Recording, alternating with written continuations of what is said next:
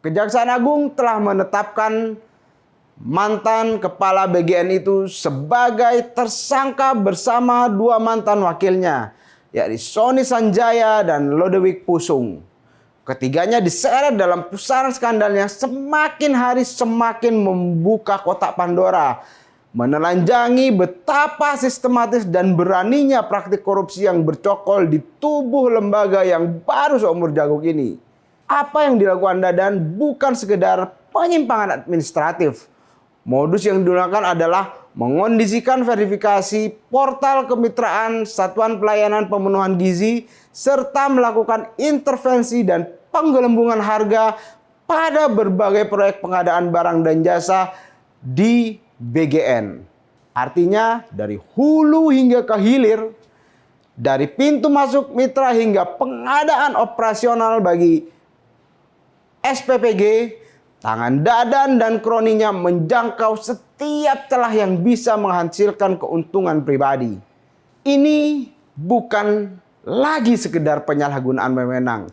Ini adalah pengkhianatan terhadap kepercayaan publik yang jelas dilakukan secara terstruktur dan berlapis.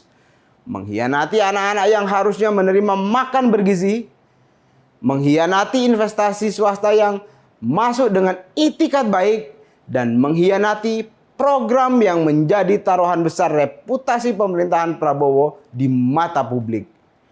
Maka pertanyaan yang kini harus dijawab oleh penegak hukum, yakni hukuman seperti apa yang setimpal untuk Dadan Hindayana CS.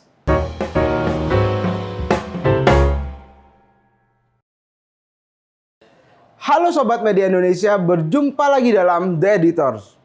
Program makan bergizi gratis lahir dari niat Presiden Prabowo untuk memastikan anak-anak Indonesia tumbuh dengan asupan gizi yang layak, menjangkau rakyat yang paling jauh dan paling tertinggal.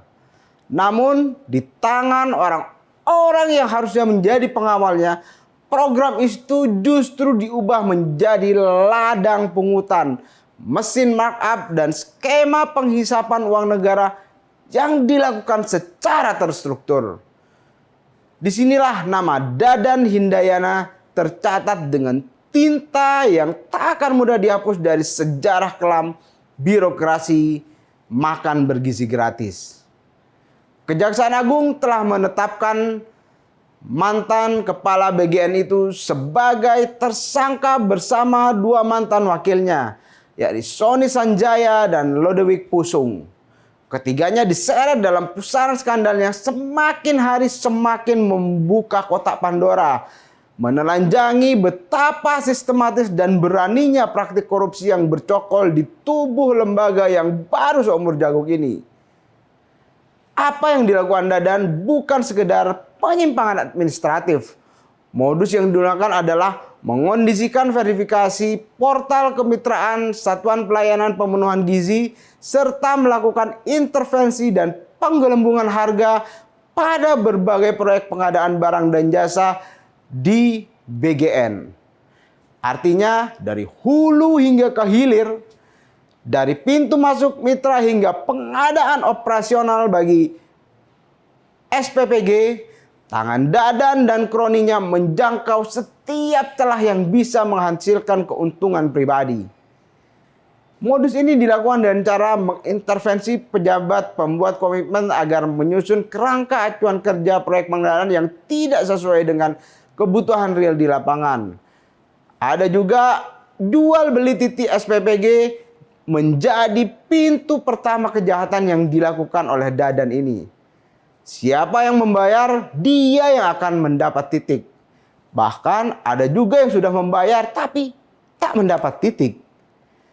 Program negara yang harusnya menjadi amanah dikapitalisasi menjadi komoditas yang diperdagangkan di bawah meja.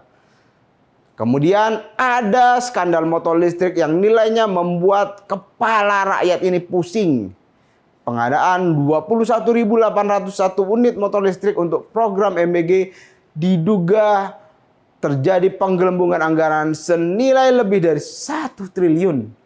Vendor yang ditunjuk disebut tidak memenuhi syarat. Ada markup juga dan terdapat intervensi dalam penyusunan kerangka acuan kerjanya. Yang lebih pedih, Dadan sendiri sebelumnya telah mengklaim harga pembelian berada di bawah harga pasar. Menyebut angka 42 juta unit saat harga di pasaran sekitar 52 juta rupiah per unit. Kini klaim itu terbukti tak lebih dari sekedar kamuflase. Ribuan motor listrik berwarna biru berlogo BGN masih tersimpan di gudang, berjajar rapi dan belum tersentuh dan ditutupi terpal. Sementara uang negara yang harusnya menjangkau anak-anak dari pelosok Papua hingga ke Aceh telah lama raib entah kemana. Praktek markup tidak berhenti di motor listrik. Pengadaan 32.000 pasang sepatu, 31.000 unit tablet, dan 5.400 unit televisi 75 inch juga turut diintervensi oleh Dadan CS ini. Gambaran ini mencerminkan sebuah ekosistem predatoris yang dibangun secara sadar, bukan kekeliruan seseorang yang kurang paham tata kelola.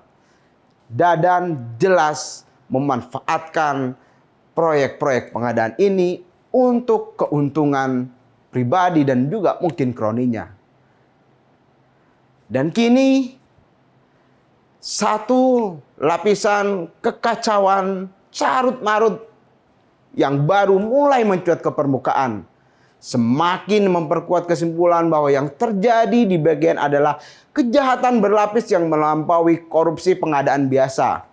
Seorang pengusaha asal Sukabumi, Haji Mujazin, menuntut pengembalian dana sekitar 218 miliar miliknya yang disetorkan ke BGN sebagai talangan untuk proyek dapur perintis BGN.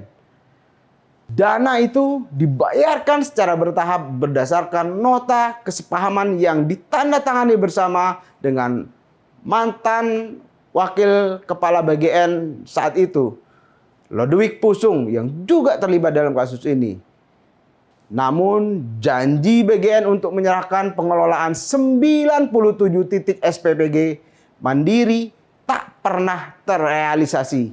Hingga akhirnya Lodewijk juga turut terseret dalam kasus ini. Dalam perjanjian itu terdapat 97 titik dapur perintis yang diatur untuk pengalihan hak kepada investor dengan syarat penyetoran sejumlah uang dengan total kontrak senilai 218 miliar lebih. Namun uang itu pada akhirnya digunakan sebagai dana talangan untuk membayar vendor-vendor yang membangun dapur MBG sebelumnya. Dengan kata lain, investor menjadi korban yang tidak hanya ditipu janji, tetapi juga dipaksa menanggung utang pihak lain yang sama sekali tidak pernah menjadi bagiannya. Mujazin memperkirakan total uang yang beredar dalam skema ini melampaui 400 miliar. Ini bukan lagi sekedar penyalahgunaan wewenang. Ini adalah pengkhianatan terhadap kepercayaan publik yang jelas dilakukan secara terstruktur dan berlapis. Mengkhianati anak-anak yang harusnya menerima makan bergizi, mengkhianati investasi swasta yang masuk dengan itikat baik, dan mengkhianati program yang menjadi taruhan besar reputasi pemerintahan Prabowo di mata publik.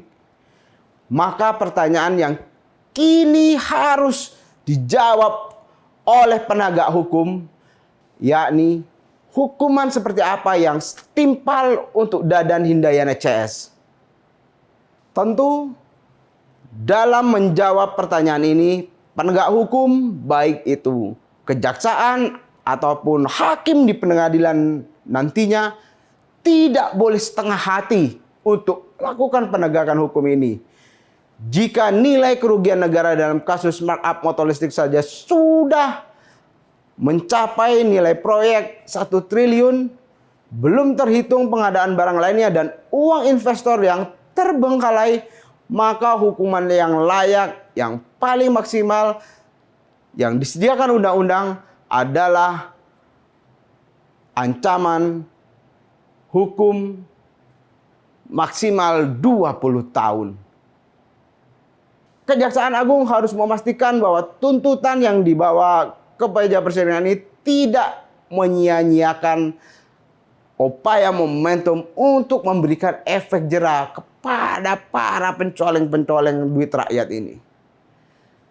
Namun hukuman badan saja jelas tidak cukup. Aset Dadan CS yang diperoleh dari hasil kejahatan ini harus disita, dikembalikan kepada negara. Hak-hak investor yang terbengkalai harus mendapatkan kepastian hukum. Dan nama-nama lain yang disebut turut bermain di balik skandal ini, sebagaimana disinggung oleh salah satu tersangka lainnya, yakni Sony Sanjaya, harus dikejar tanpa pandang bulu. Program MBG adalah cermin dari niat pemerintah untuk hadir bagi masyarakat yang paling rentan. Ketika cermin itu retak oleh tangan-tangan rakus dari dalam, tanggung jawab negara tidak hanya memenjarakan pelakunya, tapi memastikan bahwa kepercayaan yang sempat pecah itu harus bisa menjadi utuh kembali.